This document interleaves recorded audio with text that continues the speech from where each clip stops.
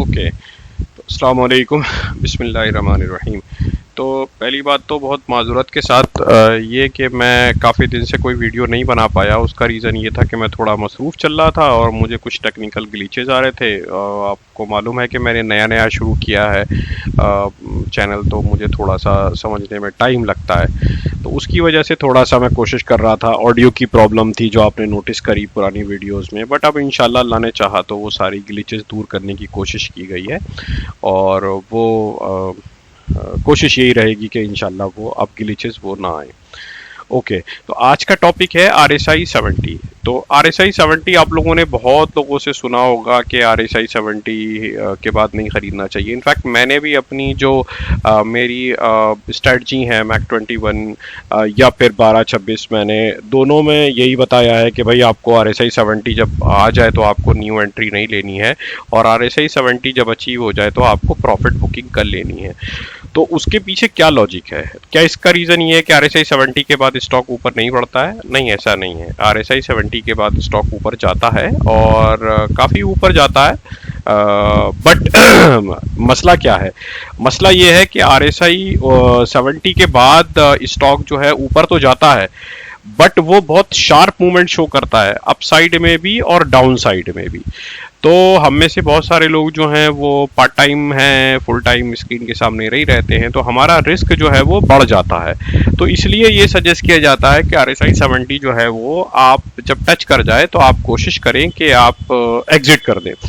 अब इसमें एक चीज़ ये है कि हमें ये नोटिस करना है कि क्या ये जो बात की जा रही है कि शार्प मूवमेंट आता है या स्टे करने में उसको RSI 70 के ऊपर, क्या ये बात वैलिड है या नहीं है।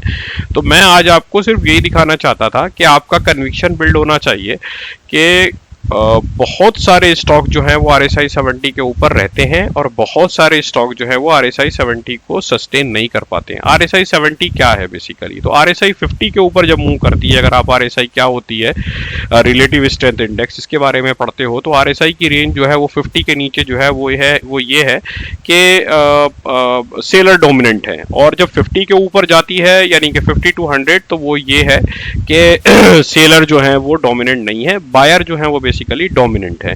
तो क्या इसका मतलब ये है कि RSI 70 पॉसिबल नहीं है? नहीं, इसका मतलब ये बिल्कुल नहीं है। RSI 70 पॉसिबल है। अगर आप लॉजिकली बात करेंगे तो RSI 100 तक पॉसिबल है, RSI 100 भी हो सकती है। मुझे नहीं मालूम आज तक किसी स्टॉक ने अचीव करी है नहीं करी है, बट हाँ 80-90 तक तो RSI 9 मैंने भी देखी है कि RSI का जो नंबर है वो 80-90 तक पहुंच जाए।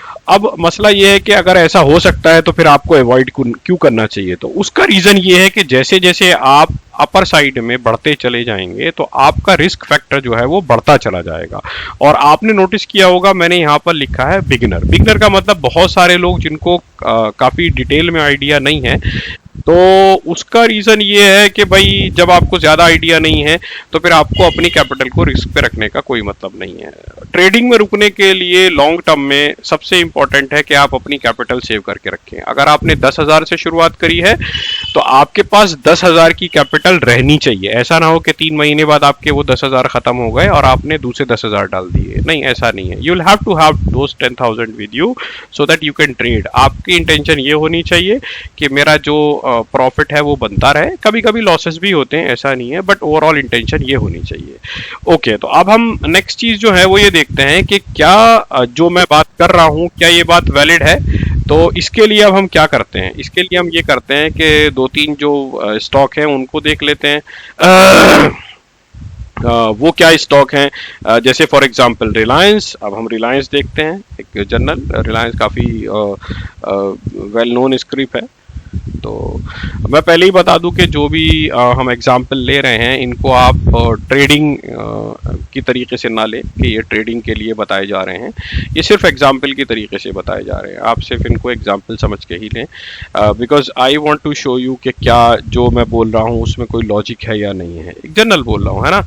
अब इस पर हम RSI डाल देते हैं यहाँ पर। ओके, तो ये मैंने RSI डाली। अब हम अगर आप इसकी हिस्ट्री चेक करें, ये देखिए ये डेली का चार्ट है ना। अब आप इसकी हिस्ट्री चेक करें ना रिलायंस की, तो ये देखो एक बार ये यहाँ पर गया 70 के ऊपर, राइट। देखो फिर यहाँ गया, नीचे आ गया, यहाँ पर भी हल्का सा गया, नीचे आ गया। अब हम पीछे चलते चले जाते हैं, यहाँ पर गया फिर नीचे आ गया, यहाँ पर गया, ये काफी दिनों तक सस्टेन किया, यहाँ पर कोई बड़ी मेजर इवेंट हुई होगी जिसकी वजह से इसने ये सस्टेन किया होगा। ये बात है समवेयर 2 सितंबर 2021 की, है ना। अब हम और अगर पीछे जाते हैं तो देखो यहाँ पर थोड़ा सा सस्टेन किया, और अगर हम पीछे जाते हैं, मैं इसको बड़ा ही कर लेता हूँ ना आपको दिखाने के लिए।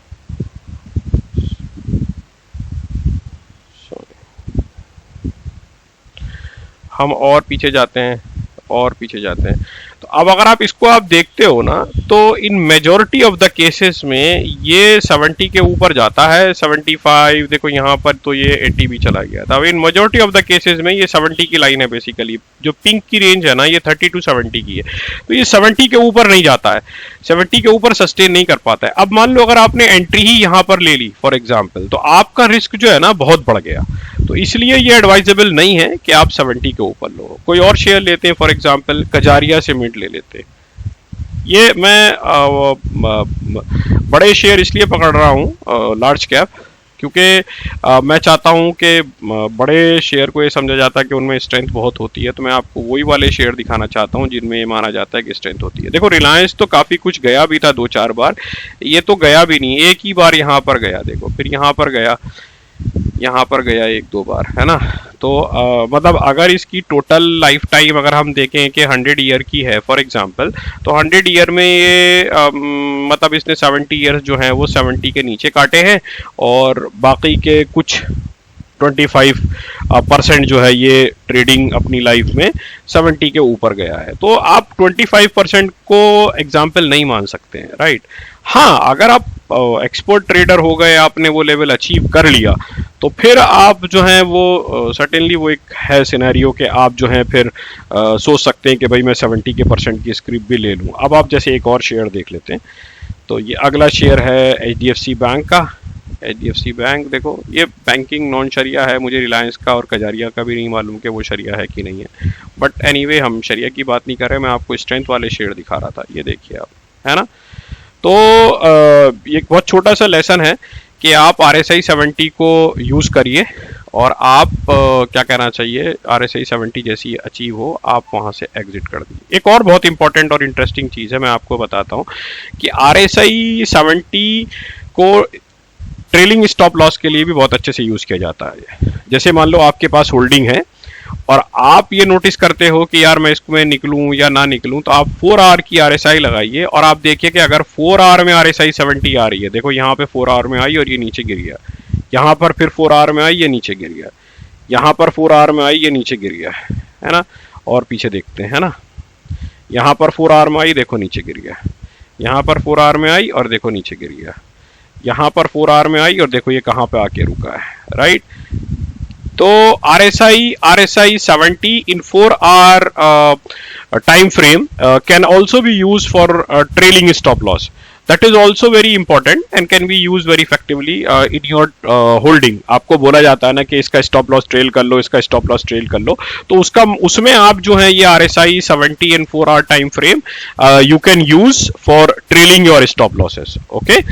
अच्छा ठीक है, तो आज की वीडियो इंशाल्लाह यहीं ख़त्म करते हैं, लेकिन जाने से पहले मैं आपको डिस्क्लेमर बता दूं कि मैं सेबी रजिस्टर्ड एनालिस्ट नहीं हूं, आप सब लोग जानते हैं। मैं एनालिस्ट ही नहीं हूं एक्चुअली में मैंने कोई फॉर्मल एजुकेशन नहीं ली है फाइनेंस की, और मैं आप लोगों के साथ सिर्फ अपना नॉलेज और एक्सपीरियंस शेयर करता हूं। मेरा कोई भी एग्जाम्पल, जैसे मैंने आज रिलायंस का नाम लिया, HDFC बैंक का नाम लिया, ये सिर्फ एग्जाम्पल्स हैं, इनको आप बाई सेल रिकमेंडेशन ना समझें। आप सिर्फ मेरी नॉलेज के ऊपर डिपेंडेंट ना रहें, आप अपने आप भी नॉलेज गेन करें, और अगर आपको कोई क्वेरी है या क्वेश्चन है तो आप मुझे यहाँ पर ईमेल डाल सकते हैं, मैं इंशाल्लाह जवाब दूंगा। मैं काफ़ी एक्टिव रहता हूँ आप सब लोगों के लिए, इंशाल्लाह अल्लाह ने चाहा तो मैं आपको ज़रूर जवाब दूंगा।